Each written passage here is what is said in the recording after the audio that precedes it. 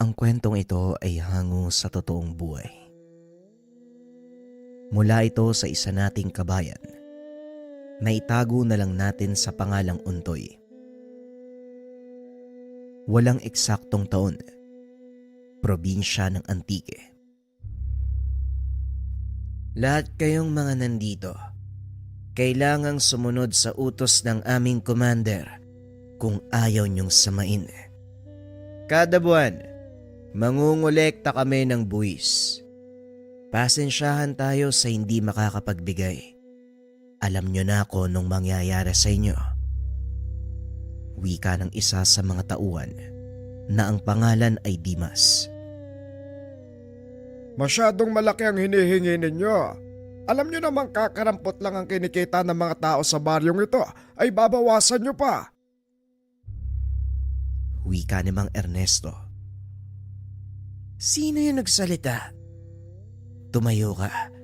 Ulitin mo ang sinabi mo. Magpakita ka sa akin. Akmang tatayo na sana ang matanda. Ngunit pinigilan ito ng isang binata na may bandanang nakapalupot sa leeg. Ako na po, Manong. Maupo po kayo. Ako! Ako yung nagsalita!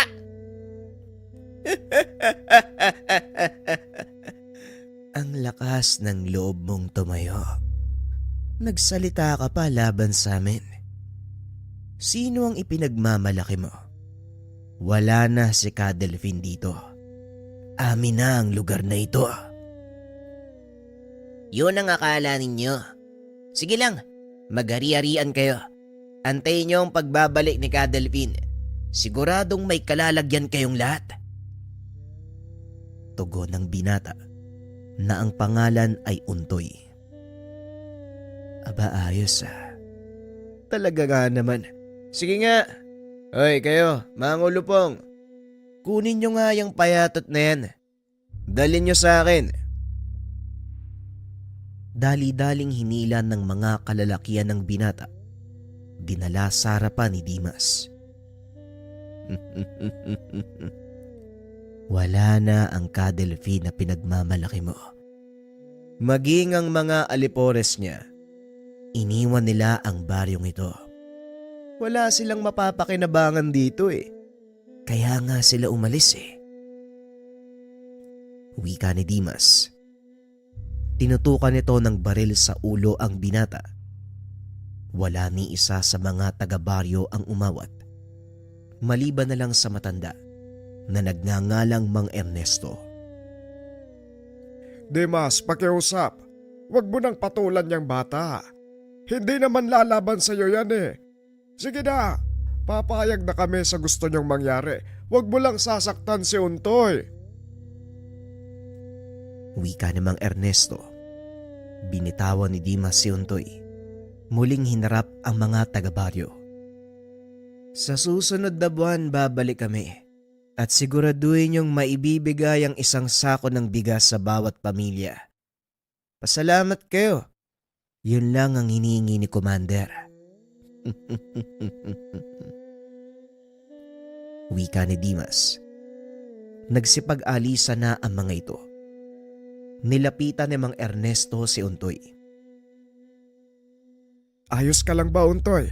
Meron bang masakit sa'yo? Bakit pa kasi kinakailangang umalis din na Cadelfin eh? Hindi naman ganito dati sa baryo natin. Kinakatakutan pa nga tayo ng mga tulisan dahil sa kanila. Pero ngayon, wala na. Inaapak-apakan na lang ng mga bandido ang ating pagkatao. Wika ni Untoy. Kaunting pagpapaliwanag at pagbabalik tanaw upang lubos na maunawaan ang kwento. Sa bahaging ito, paslit pa lamang si Untoy. Nakatira si Untoy sa isang lugar na kung tawagin ay Baryo Sandoval. Mangilan-ngilan ang pamilyang nakatira dito. Tanging pangingisda at pagsasaka lang ang ikinabubuhay ng mga tao. Payapa ang lugar sa ilalim ng pamumuno ng Kapitan del Barrio na si Cadelfin.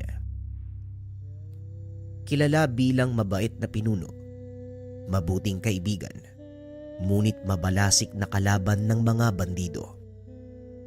Nagagawa niyang panatiliin ang kapayapaan sa baryo dahil na rin sa tulong ng mga kasamahan.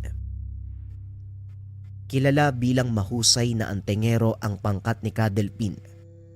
Ginagamit nila ang kakayahan upang ipagtanggol ang mga tao laban sa pang-aapi ng mga bandidong nagagawi sa lugar. Nasa tabing dagat ang baryo at ang karagatang iyon, daanan ng mga manlalakbay mula sa iba't ibang panig ng bansa. May kaunting pantalan kung saan dumadaong ang maliit na barko.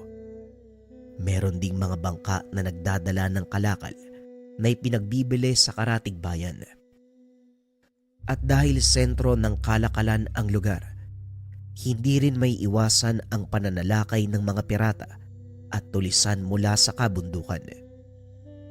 Ilang beses nang nalagay sa panganib ang baryo, ngunit dahil sa kakayahan ng pangkat ni Cadelpin, nagagawa itong pangalagaan. Maraming masasamang loob ang ibinitay ng pangkat sa mismong pantalan na sakop ng baryo bilang tanda na walang sino man ang maaaring lumapastangan sa kanilang katahimikan at kasarinlan. Minsan na rin silang pinasok ng mga militar dahil sa bintang na sila ay mga rebelde. Ngunit wala namang nakitang ebidensya ang pamahalaan, kaya naman hinayaan nila ang ganong patakaran ni Cadelpin sa kanyang baryo. Ngunit kasabay ng paggawa nito ng ingay sa kabayanan, lalong naging mainit ang pangalan ng Ginoo. Madalas silang nakakatanggap ng banta mula sa mataas na tao ng lipunan. At kung minsan, napapahamak pa ang mga mamamayan. Nang mga panahong nasa baryo pa si Cadelpin, nasa edad 8 taon lang itong si Untoy.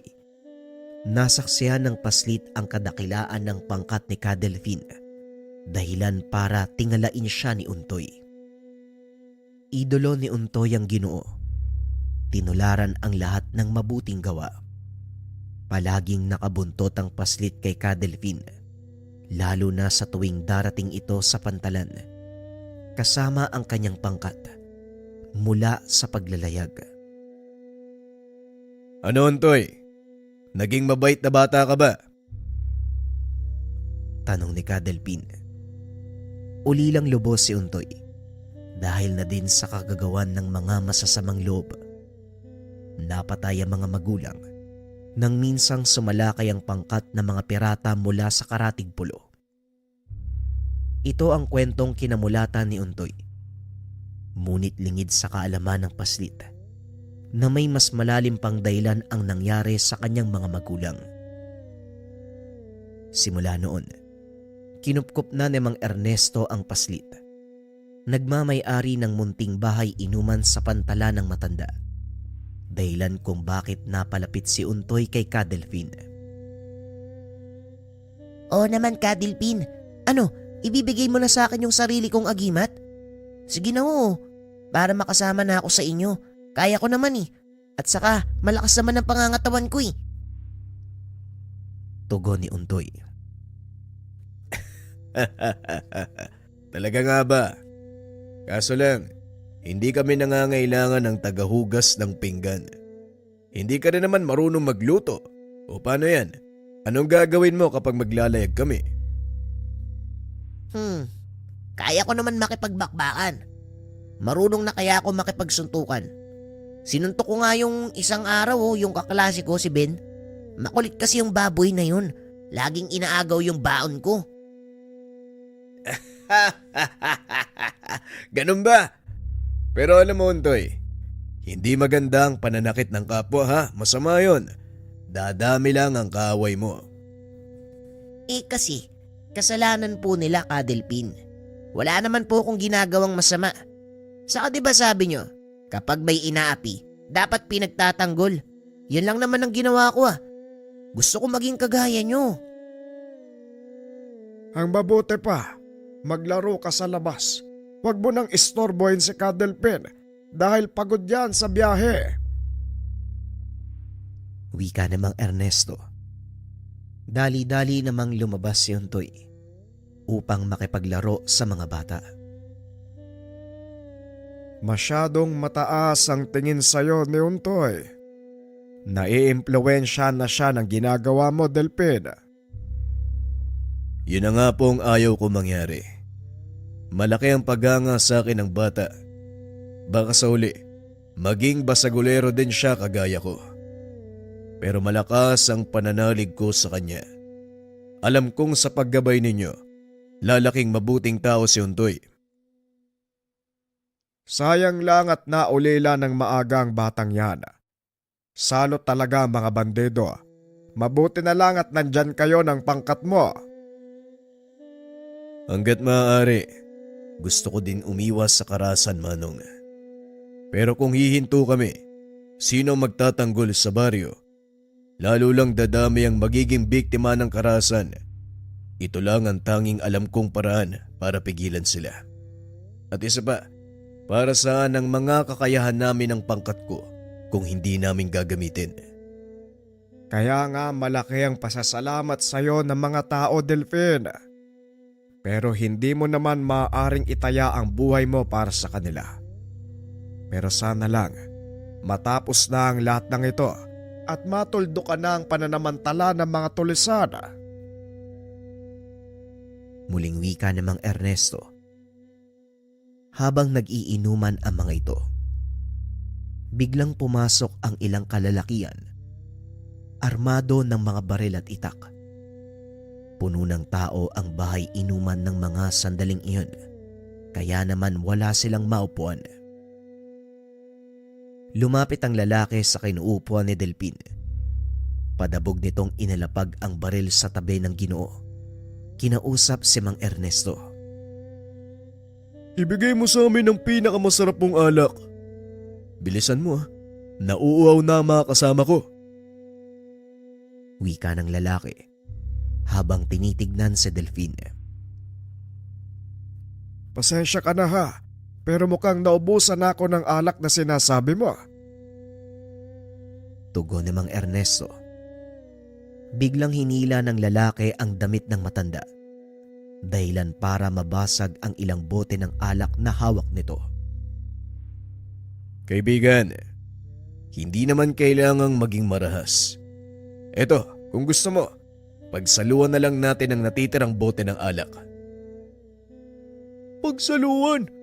Anong tingin mo sa mga kasama ko? Sisiw? Kakarampot lang kung uminom? Tugon ng lalaki. Kinuha nito ang bote sa kamay ni Delphin. Laking gulat ni Mang Ernesto nang biglang ibuhos ng lalaki sa ulo ng Ginoo ang laman ng bote. Matapos ay hinampas niya ito sa sahig, dahilan para magkalat ang bubog. Nagsilabasan ang mga taong umiinom, maliban na lang sa 4 na kasama ni Delphin. Nanatiling nakaupo ang mga ito habang inaantay ang susunod na gagawin ng kanilang pinuno. Ay nako, sayang naman ang masarap na alak na yan. Natapon lang. Manong, pwede bang pakiabot mo sa akin yung basahan? At sa kawalis, maglilinis na lang ho ako. Wika ni Delphin. Winalis nito ang mga kalat na bubog sa sahig. Dinampot ang mga natapong pagkain. Sa hindi inaasahang pagkakataon, tinadyakan nito ng lalaki. Yan ang nababagay sa isang katulad mo. Wala ka namang palang binatba. Hindi na naituloy ng lalaki ang sasabihin. May tumamang bato sa kanyang ulo. Nang tignan nito ni Mang Ernesto, nakita niya si Untoy. Walang niya ka? Ang lakas ng lobong kutsain si Delphin? Wika nito. Sinubukan pang awatin ni Mang Ernesto. Kaso nga lang huli na. Dahil hinawakan si Untoy ng isa sa mga kasama ng lalaki. Wala pa rin kumilos sa mga kasama ni Delphin. Maging siya ay nanatiling nakaupo sa sahig. Alam mo bang masakit yung ginawa mo? Hindi mo ako kilala, bata. Baka gusto mong paghiwalayin ko yung ulo at katawan mo. Wika ng bandido habang binubunot ang kanyang itak.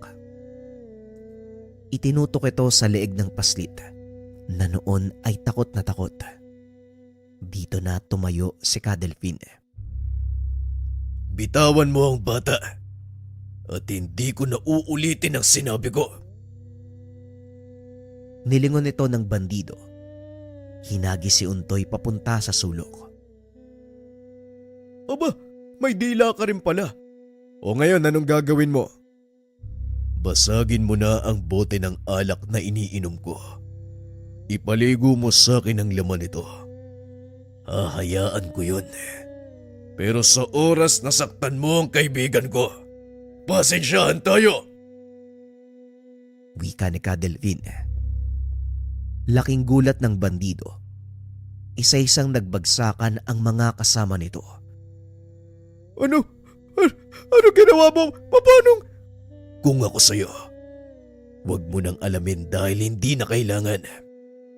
Umalis ka sa lugar na ito kung ayaw mong sumunod sa kanila sa kabilang buhay. Nakaramdam ng matinding takot ang bandido. Napatras ito. Natalisod sa paa ng kanyang walang buhay na kasama. Dali-daling tumakbo palabas ng bahay inuman at sumigaw. Nako, Ka Delpin. Hayaan ba natin makaligtas sa isang yon? Tanong ni Nato, isa sa mga kasama ni Ka Delfin. Hayaan mo na siya, Nato. Wala na ring magagawa ang taong yun. Pwera na lang kung babalik siya ng may mga kasama. Tila nagdilang anghel ang Ginoo. Dahil paglabas nila sa bahay inuman, nakasalubong ng mga ito ang malaking pangkat ng mga bandido. Kasama nila ang lalaki na nakainkwentro ni Ka Delfin. Naku, Ka Delpin, mukhang nagdilang anghel na naman kayo. Bumalik nga ang mga lintik, kasama pa ang mga alipuris. Kaya nga Nato minsan gusto ko na lang ipatanggal tong dila ko. O ikaw, hindi ka ba nadadala? Hindi pa ba sapat ang mga nakita mo sa mga kasama mo? Malakas ang lobo kanina dahil nasa loob tayo ng isang silid. Wala akong ibang kakampi. Pero ngayon, sige ilabas mo yung angas mo. Napailing si Ka Delfin dahil napaghahalataang bago lang ang mga ito sa lugar. Ay, naku naman talaga. Nagkamali ka ng pinasok na baryo. Huwag mo sabihin hindi kita binalaan. Wika ni Ka Delfin. Biglang nagsipagsugod ang mga bandido. Ngunit hindi pa man nakakalapit ang mga ito. Bumagsak na ang ilan sa kanila. Hindi malaman ng mga kalaban kung saan nanggagaling ang puwersang nagpapabagsak sa kanyang mga kasama. Nang tignan nito ang mga mata ni Ka Delfin, bigla siyang nakaramdam ng matinding takot na tila ba nakakita ng demonyo. Sinabi ko na to kanina, pero uulitin ko. Umalis na kayo sa baryong ito. Muling wika ni Ka Delfin. Sa hindi malamang dahilan, biglang tumakbo ang napakaraming kalalakian. Partida pa sa kanila. Walang hawak na sandata si Ka Delfin ng mga oras na yun, kung hindi ang kanyang bandana. Matapos maitaboy ang mga bandido, binalikan niya si Untoy na noon ay kakabalik pa lamang ng malay. Ano pong nangyari? Nanalo po ba si Ka Delpin? Oo, Untoy. Nanalo si Ka Delpin pero wag ka munang tumayo. Baka may bali ka. Undoy, ayos ka lang ba? Kumusta ang pakiramdam mo? May masakit ba sa'yo? Wala naman po, Ka Delpin. Pero sayang, hindi ko nakita kung paano mo sila ginulpi. Wala namang nangyaring labanan, Undoy. Ginamit ko lang sa kanila yung titig ko. Ayun nagsipagtakbuhan. Ayos ba? Wika ni Ka Delfin. Kakaiba ang taglay na kapangyarihan ng Ginoo. Sinasabing ang titig nito ay kayang magpatakbo kahit pa ng galit na toro. Hindi pa lubos na nauunawaan ni Untoy ang mga bagay-bagay. Ngunit masaya siya. Nandyan si Kadelpin upang ipagtanggol sila. Lingid sa kalaman ng paslit na yun na ang huling pagkikita nila ng Ginoo. Kinabukasan, pagdating ni Untoy sa pantalan, nagkakarga ng mga kagamitan sa kanilang bangka ang mga kasama ni Kadelpin.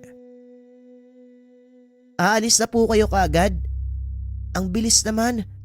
Baka pwede niyo akong isama. Sige na oo. Naku Untoy, hindi pa namin kailangan ng kasama kaya pasensya ka na ha. Kumpleto pa kami ngayon eh. Tugon ni Kadelpin. Ang sabihin mo, ayaw mo akong kasama dahil payatot ako at hindi ako marunong makipaglaban. Yun lang yun. Huwag ka na magpalusot. Hindi ganun Untoy. Ang totoo, hanga nga ako sa iyo eh. Sobrang tapang mo. Biruin mo, binato mo yung ulo ng bandido. Mas malaki sa iyo yun ah. Wika ni Kadelpin. Pilit nitong inaalo ang binata dahil alam niyang sasama ang loob nito. Sa oras na malamang maaari silang matagalan bago makabalik o maaaring hindi na. Sige na, Kadelpin. Isama niyo na ako. O sige, ganito na lang. Iiwan ko sa iyo ang bandana ko. Ingatan mo yan ha. Dahil yan lang ang kaisa-isa kong kayamanan. Sa oras na bumalik ako, doon mo ibigay uli sa akin. Ano, ayos ba? Pero bakit mo binibigay sa akin tong bandana mo? Pwede mo naman pong itago yan dun sa kwarto ng bangka mo ah. Sa'yo ko iahabilin.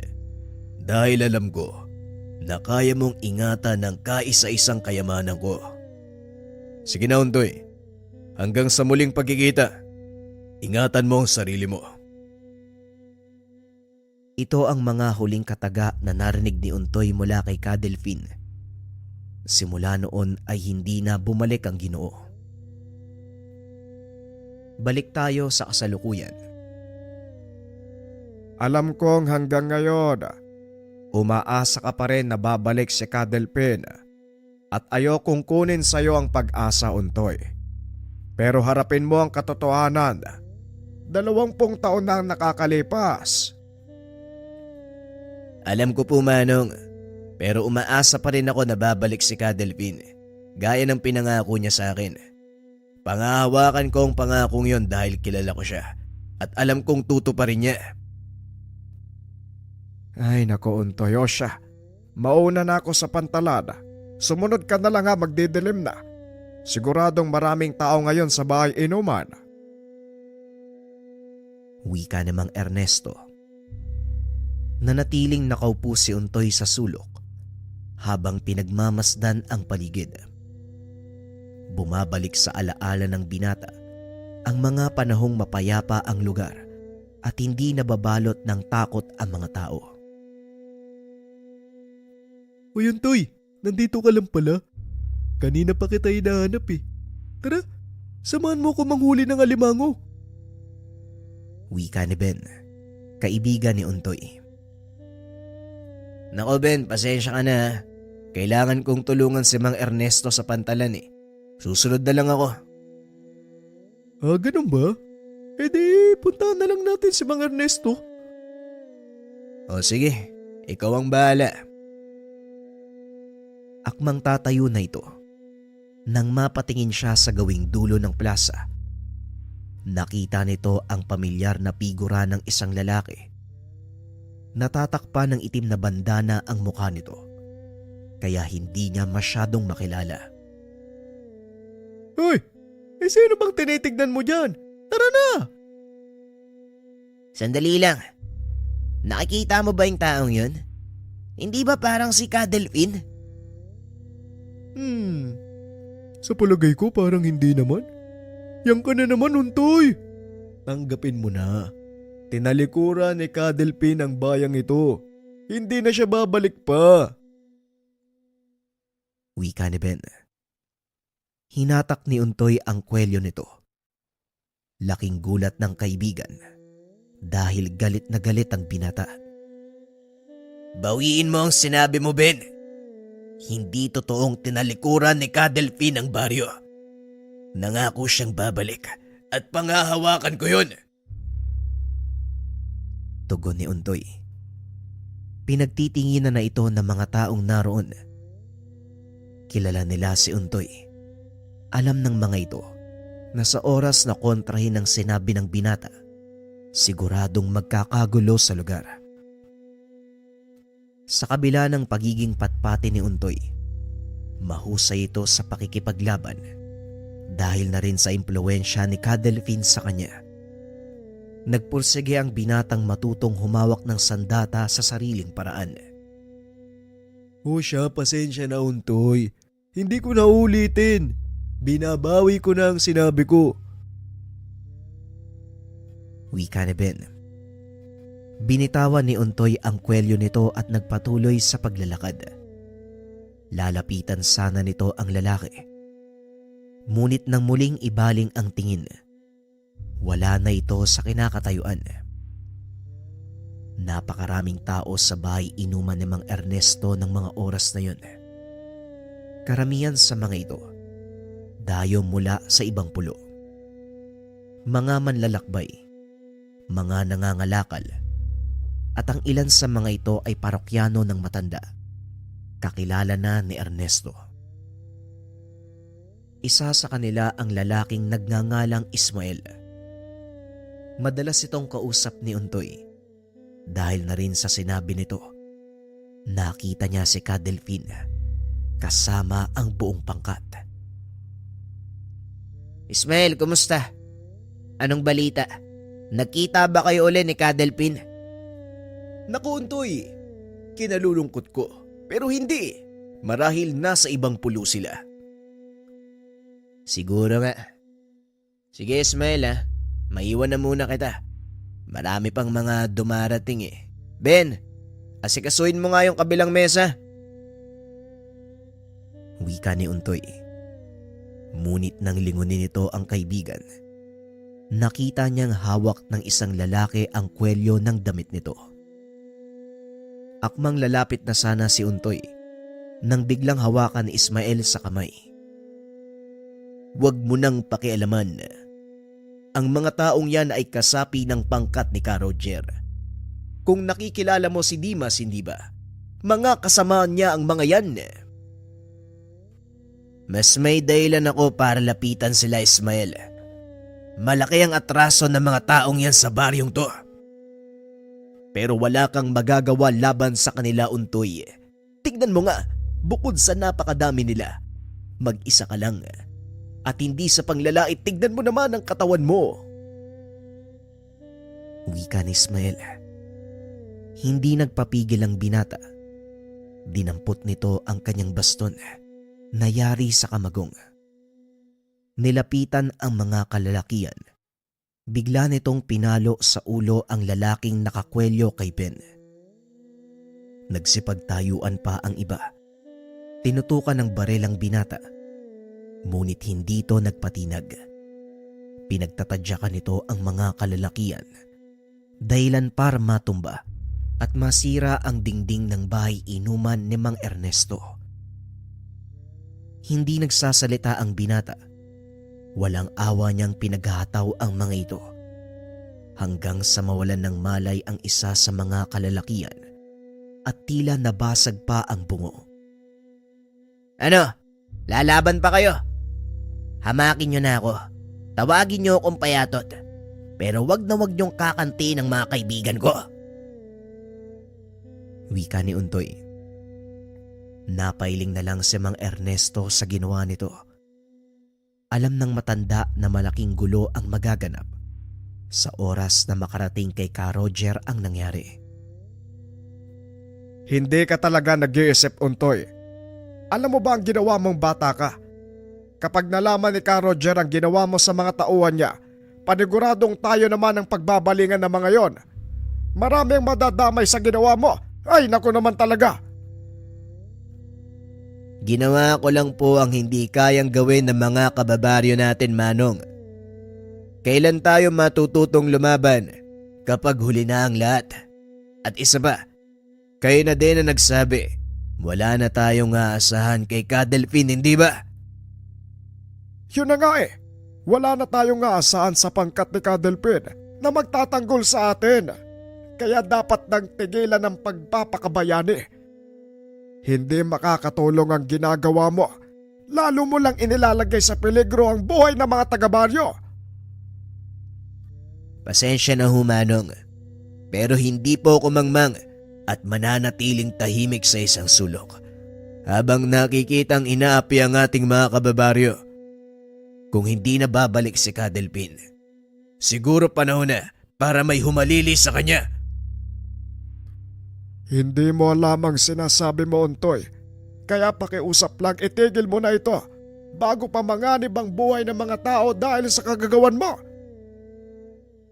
Hindi, Manong. Pasensya na. Pero sa pagkakataong ito, ako naman ang pakinggan nyo.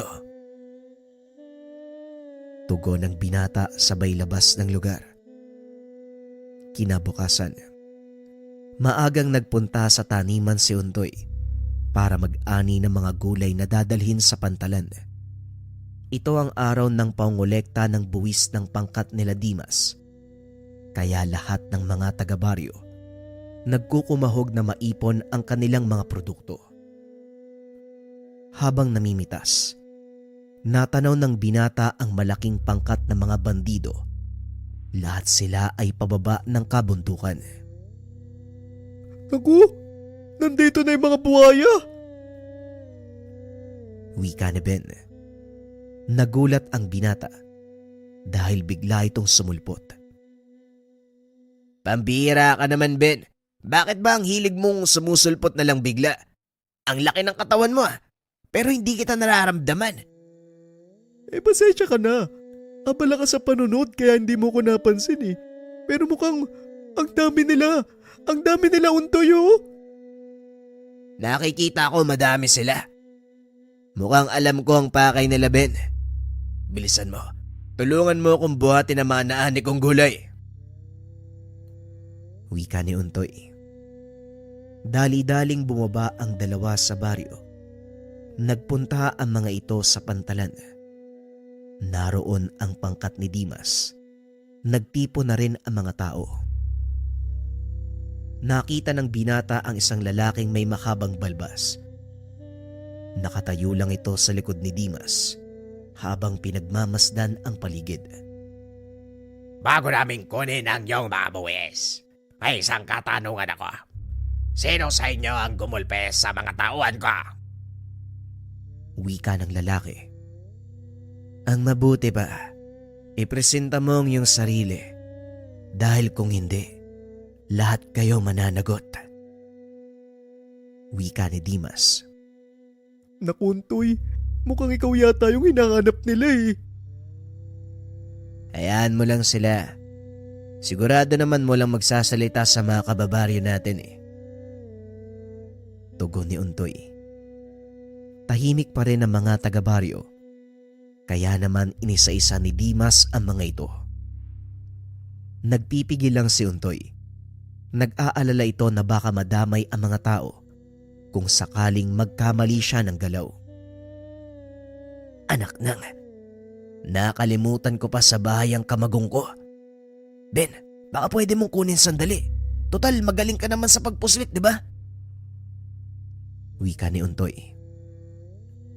Marahang naglakad si Ben, papasok sa bahay inuman ni Mang Ernesto. Kinuha ang pamalo ni Untoy. Pasimpleng naglakad pabalik nang biglang magsalita ang isa sa mga bandido. Itinuro nito si Untoy. Nabaling naman ang tingin ni Dimas sa binata.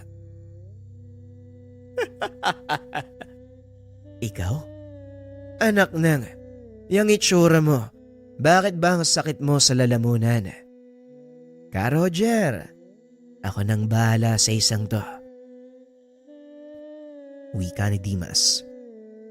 Napagtanto ng binata na ang kasama ni Dimas ng mga sandaling iyon Walang iba kung hindi ang pinuno ng kanilang pangkat, si Ka Roger.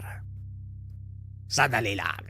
Sinasabi mo bang ginulpi kayo ng patpating bata dito? Di mas tumabi ka sa daranan ko. Binata, maaari mo bang sabihin sa akin ang pangalan mo? Wika ni Ka Roger habang naglalakad papalapit kay Untoy. Hindi na mahalaga ang pangalan ko. Total, hindi mo naman matatandaan yun. Umalis na kayo sa baryo. Tugon ni Untoy. Yan ang gusto ko. Matapang. Kung ikaw man ang gumulpe sa mga tauhan ko at pumatay sa isa sa kanila, pinanga mo ko. Pero hindi ako naniniwala. Gusto ko makita ng sarili ko mga mata kung paano mong ginawa. Malay mo, manalo ka.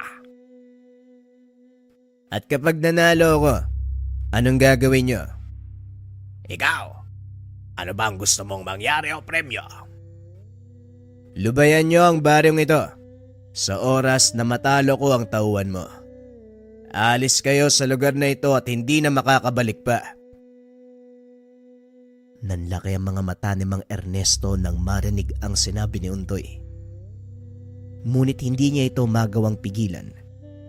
Sa tuwing magtatangka siyang kumilos, tinututukan ng baril ng mga bandido. Alam mo iyo, ang pantalang ito ay napakayabong. Lalong-lalo na pagdating sa ekonomiya. Sentro ito ng kalakalan. Medyo mahirap ang hinihiling mo. Kaya tataasan ko ang pusta. Sa oras na manalo ka, ibibigay ko sa iyo ang barko ngayon. At syempre, tutupad ako sa pangako. Aalis kami ng mga tauhan ko at hindi na muling babalik. Pero sa oras na matalo ka, habang buhay kang magsisilbi sa akin bilang taga-kuskos ng sahig sa aking sasakyang pandagat. Wika ni Ka Roger. Tumawa ito ng malakas. Ngunit kagad ding natigilan. Hindi nito inaasahang kakagatin ng binata ang kanyang hamon. Ilabas mo ang pinakamagaling sa mga tauhan mo, kahit gaano pa sila karami. Wika ni Untoy. Natigilan ang lahat dahil sa sinabi nito. Aba, matapang ka. Baka puro yabang lang yan iyo. Buhay ang nakasalalay dito at hindi lang ikaw, kundi pati ang mga kababaryo mo. Ganito ang magiging patakaran ng laban. Sa bawat pagbagsak mo, isa sa mga taga-baryo ang hahagupitin ng latigo. Kaya siguraduhin mong hindi ka matutumba. Napakatuso mo talaga. Pero sige, hindi kita atrasan. Simulan na natin. Tugon ng binata sabay unat ng kamay para abutin ang pamalo.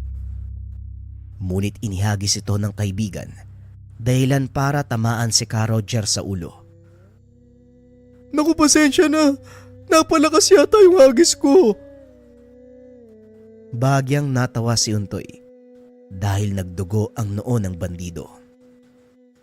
Tinawag nito ang isang lalaki. Napakalaki ng katawan. Doble ang tangkad kay Untoy. Sige na, tumabi ka, Ben. Mukhang malaki ang isang yan ah. Sigurado ka bang kaya mo? Bahala na. Tumabi ka na lang. Pag-uusap ng dalawa. Aminado si Untoy. Kinakabahan siya ng mga sandaling iyon. Ngunit wala nang magagawa. Hindi na siya maaaring umatras. Laking gulat ng binata dahil biglang sumugod ang lalaki. Isang malakas sa suntok ang pinakawalan nito. Mabuti na lang nakailag ang binata at ang bariles na nasa likod ang tinamaan. Halos madurog ito sa sobrang lakas ng pagkakasuntok. Alam ni Untoy na hindi nagbibiro ang kalaban, kaya naman naging maingat ang binata. Sunod-sunod na atake ang binitawan ng kalaban. Ngunit lahat ng ito ay nailagan ni Untoy. Hanggang sa makakuha ng tiyempo ang binata.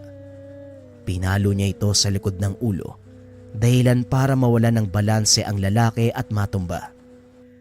Tumama ito sa nakatayong tulos, na naging dahilan ng agarang pagkamatay. Magaling. Nanalo ka sa unang laban. Tingnan natin kung mananalo ka pa sa susunod. Alisa, ikaw ang lumaban. Wika ni Ka Roger. Nanlaki ang mga mata ni Untoy dahil babae ang sunod na makakalaban. Pasensya na. Tumawag ka ng ibang mandirigma. Hindi ako pumapatol sa babae. Minamaliit mo ba ang kakayahan ko? Napakayabang mo naman. Hindi naman sa ganon. Talagang hindi ko lang maatim na makasakit ng babae. Kaya pakiusap, umatras ka na. Tumawag ng ibang lalaban. Muling wika ni Untoy. Bagay na lalong nagpagalit sa dalaga. Bumunot ito ng dalawang patalim. Walang pagdadalawang isip na ibinato kay Untoy. Mabilis namang nahawi ng binata ang mga sandata gamit ang kanyang baston. Ngunit napakaliksay kung kumilos ni Alisa. Isang malakas sa suntok ang tumama sa mukha ng binata, dahilan para matumba ito. At gaya ng sinabi ni Ka Roger, isa sa mga taga-baryo ang hinagupit ni Dimas. Dito na nagsimulang kumawala ang galit ng binata. Sinabi ko nang hindi ako pumapatol sa babae. Pero kung mapapahamak ka mga kaibigan ko dahil sa prinsipyong ito, ako na mismo ang babali. Wika ni Untoy. Dali-dali itong tumakbo papunta kay Alisa. Hindi naman napagandaan ng dalaga ang gagawin ng binata. Hinila nito ang damit ng dalaga dahilan para mapunit ito. Lumantad ang maselang pang itaas na bahagi ng katawan. Dahil dito, hindi makakilos ng maayos si Alisa. Sunod-sunod na atake ang binitawan ni Untoy hanggang sa mapalood niya ito. Sumuko ka na dahil hindi ako magdadalawang isip na patayin ka ngayon. Galawin niyo na ako. Punuin ang latay ang katawan. Huwag niyo lang sasaktan ng mga taong malapit sa akin. Tama na yan, Alisa. Umatras ka na. Napatunayan mo na sa akin ang kakayahan mo sa una at ikalawang laban. Pero tignan natin ang magagawa mo sa ikatlo. Wika ni Ka Roger. Hinila nito ang kadenang nakatali sa kanyang bewang. Lumantad ang isang lalaki. Nakatakip ang buhok sa muka. Napatingin si Untoy kay Alisa. Nakita nito ang takot sa mata ng dalaga. Napaisip ang binata kung bakit ganon ang itsura ng taong makakalaban niya. Sino naman ang taong yan at bakit siya nakatali? Malalaman mo ang dahilan mamaya lang. Tugon ni Ka Roger. Sabay tanggal ng kadena sa kamay nito. Nagsipag-atrasan ang mga bandido nang itaas ng lalaki ang kanyang kamay para mag-unat. Sa isang kisap mata, biglang naglaho ang lalaki sa paningin ni Untoy. Nagulat ang binata nang bigla siyang tumalsik. Tumama sa isang puno, dahilan para mawala ito sa ulirat. Ngayon nasagot na ba ang tanong mo? Kayong lahat, nagustuhan niyo ba ang munting palabas na ito? Panoorin niyo kung ano ang mangyayari sa mga nagpapakabayani. Wika ni Ka Roger. Biglang sinakal ng lalaki si Untoy at marahang itinaas. Hindi makawala ang binata dahil sa lakas ng pagkakahawak nito sa kanya. Walang ano-ano. Bigla na lang naputol ang kamay ng lalaki. Napasigaw ito at nagwala. Maya-maya ay napahinto ito at gumulong ang ulo sa lupa. Pasensya na kung nahuli ako ng dating, Untoy. Nanlaki ang mga mata ni Untoy dahil ang lalaking iyon walang iba kung hindi si Eneus, isa sa mga tauhan ni Cadelphine. Eneus, ikaw ba talaga yan? Sinasabi ko na nga ba eh. Oo, ako to, Untoy. Wala namang ibang may kakayahan na gumamit ng mutya ng kidlat dito, di ba? Ako lang. Mamaya na kayo magkumustahan, Ineos. Huwag mo nang patagalin pa. Tapusin mo na ang mga yan. Wika ni Nato. Hindi mailarawan ng binata ang saya ng mga sandaling iyon. Sa wakas, nagkatotoo ang kanyang sinabi. Tinupad ni Cadelphine ang kanyang pangako. Naghiyawan pa ang mga tao, lalo pa nang makita ang pamilyar na figura ng isang lalaki. Isinisigaw ng mga ito ang kanyang pangalan. Cadelphine, paano ito nangyari? Hindi maaari. Patay ka na. Pinatay kita. Wika ni Ka Roger. Masyadong matigas ang ulo mo, Ka Roger. Walang demonyong basta-basta na lang namamatay. Wika ni Cadelphine. Naglabasa na din ang dalawa pa sa mga tauhan nito. Pinagsusugod ng mga bandido. Nakatitig lang si Untoy sa Ginoo habang nakikipagbuno ito kay Ka Roger. Tama ang sinabi mo, Untoy. Bumalik nga si Cadelphine. Diba? Sabi ko sa inyo hindi tayo papabayaan ni Cadelphine. Wika ni Untoy. Matapos ay nawalan ito ng malay. Nagising na lang si Untoy. Nasa loob ng kanyang silid. Nakaupo sa tabi ng higaan si Cadelphine. Sandali lang, huwag ka munang bumangon. Nabalian ka ng tadyang, kaya medyo masakit yan. Pero pinahanga mo ko, Untoy. Sinabi sa akin ng mga taga-baryo ang ginawa mong pagtatanggol sa kanila. Wala ho yun. Ginawa ko lang po ang dapat. Gaya ho ng mga tinuro mo sa akin. Pero teka, anong nangyari kay Ka Roger? Hinatulan na ng kamatayan si Ka Roger, pati na rin ang mga tauhan niya. Ang ilang sumuko, nakakulong sa bodega sa Pantalan. May kasama silang dalaga, di ba? Alisa yata ang pangalan nun. Sino dun? Yung kamuntikan mong hubaran ng pangitaas. Oo, kasama siya sa mga sumuko. Teka, bakit mo na itanong? Wala naman ho. Nakakapanghinayang lang yung husay niya sa laban. Ginamit niya sa maling pamamaraan Pero maiba ako. Bakit ngayon lang ho kayo bumalik? Mahabang kwento, Untoy. Magpagaling ka. Doon ko ipapaliwanag ang lahat habang nasa daan tayo. Nanlaki ang mga mata ng binata nang marinig ang sinabi ni Cadelphine. Ibig sabihin, kasama na ako sa grupo niyo. Aba syempre naman, matagal ka ng kasapi ng pangkat ko. Nakalimutan mo ba yung bandanang ibinigay ko sa'yo? At yung malaking galyon, nakikita mo ba, Untoy? Tignan mo ang kanyang watawat. Hindi ba kakulay ng bandana mo? Wika ni Cadelphine habang nakaturo sa bintana. Tanaw mula doon ang pantalan at ang galyon na sinasabi ni Cadelphine.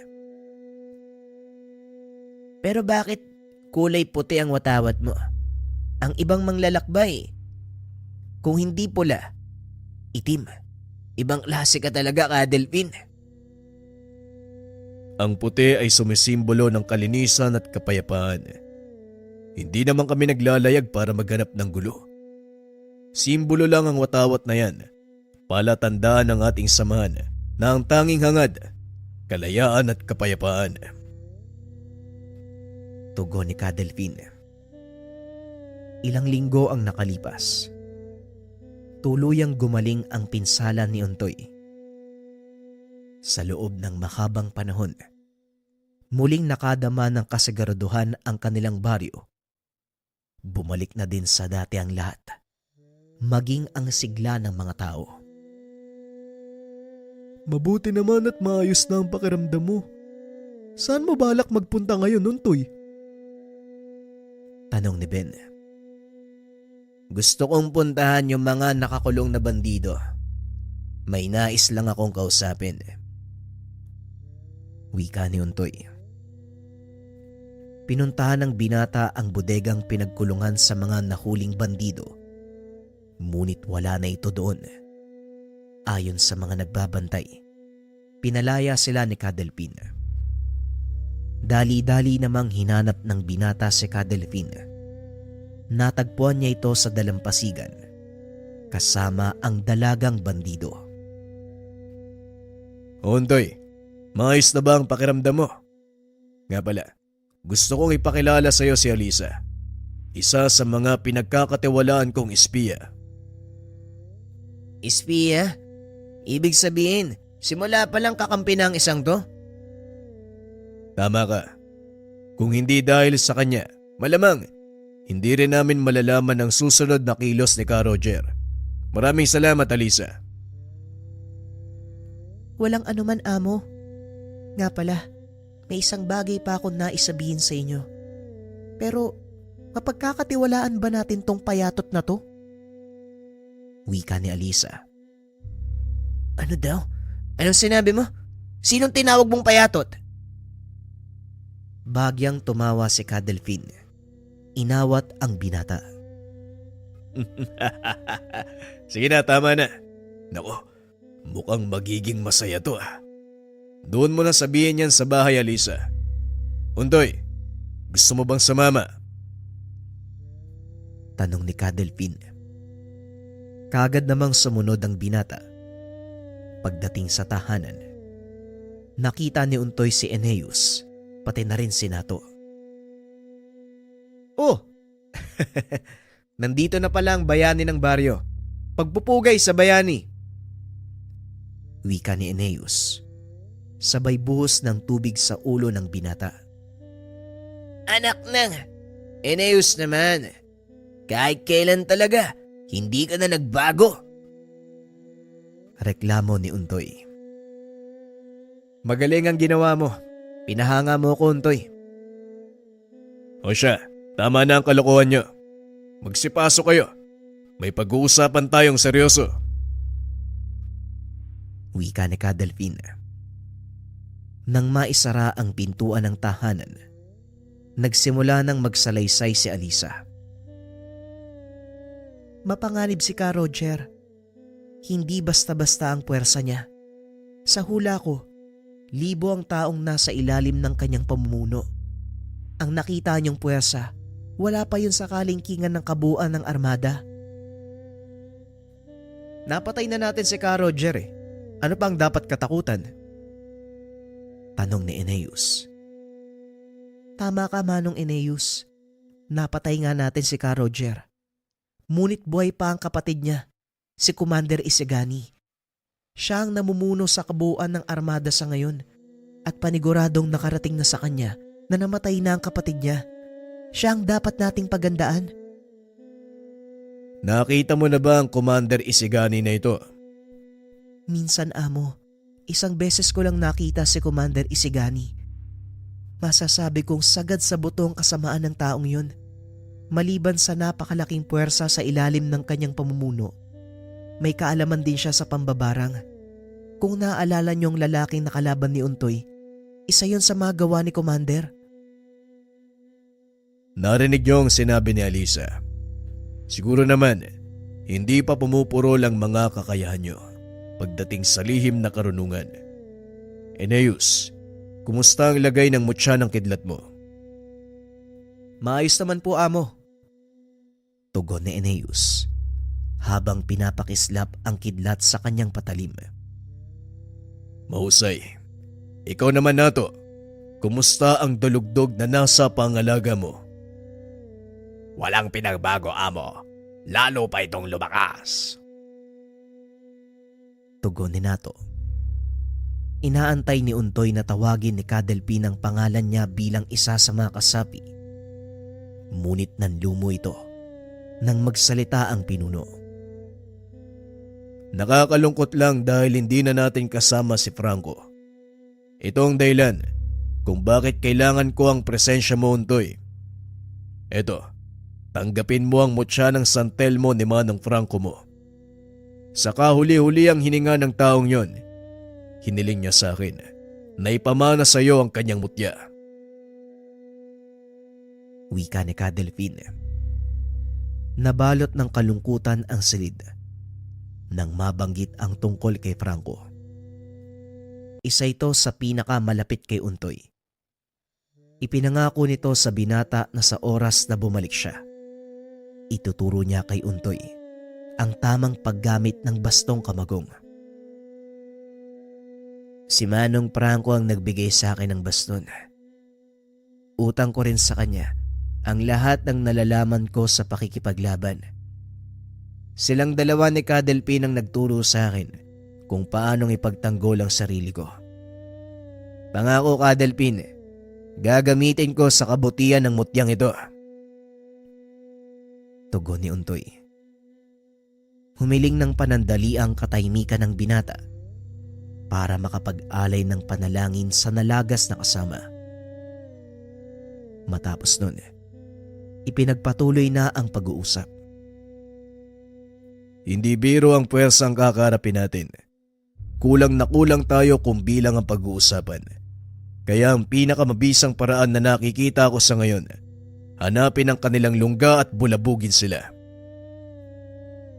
Mapanganib ang iniisip mo, Amo, pero mukhang magiging epektibo. Kailangan lang natin ng taong nakakaalam ng kanilang kinaroroonan. Wika ni Eneus. Hindi ba espiya si Alisa? Wika ni Untoy. Napatingin ang lahat sa kanya dahil hindi nila akalain may isip ng binata ang tungkol sa bagay na yon. Tama ka. Pwede kong pasukin ang kanilang kuta nang hindi ako pinaghihinalaan. Magandang ideya. Untoy, bakit hindi mo samahan si Alisa? Total ikaw naman ang nakaisip nito at ito ang pinakauna mong misyon. Nanlaki ang mga mata ng binata.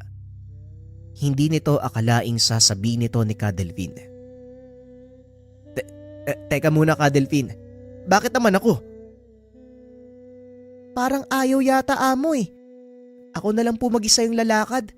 Duwag naman pala to eh.